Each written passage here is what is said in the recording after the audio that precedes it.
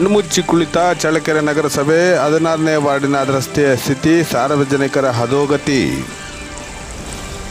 ಈ ರಸ್ತೆ ಪ್ರಮುಖವಾಗಿ ಶ್ರೀ ಶಾರದಾ ಪ್ರೌಢಶಾಲೆಯ ಮುಖ್ಯ ರಸ್ತೆಯಾಗಿದ್ದು, ಶಾಲೆಗೆ ಬರುವ ಮಕ್ಕಳೆಲ್ಲರೂ ಇದೇ ರಸ್ತೆಯಲ್ಲೇ ಬರಬೇಕು. ವಿಪರೀತ ತಗ್ಗು ಗುಂಡಿಯಂತಾಗಿದೆ. ಈ ರಸ್ತೆ ಮಳೆ ಬಂದರೆ 3 ದಿಕ್ಕಿನಿಂದ ನೀರು ಇಲ್ಲೇ ಹರಿದು ಮನೆಗೆ ನುಗ್ಗುತ್ತಿದೆ. ಈ ಹಿಂದೆ ಈ ಚರಂಡಿ 4 ಅಡಿ ಅಂತರ ಇತ್ತು, ಈಗಿರುವುದು 1 ಅಡಿ ಮಾತ್ರ. ಹಾಗಾಗಿ ನೀರು ರಸ್ತೆ ಮೇಲೆ ಹೋಗಿ ಮನೆಗೆ ನುಗ್ಗುತ್ತಿದೆ.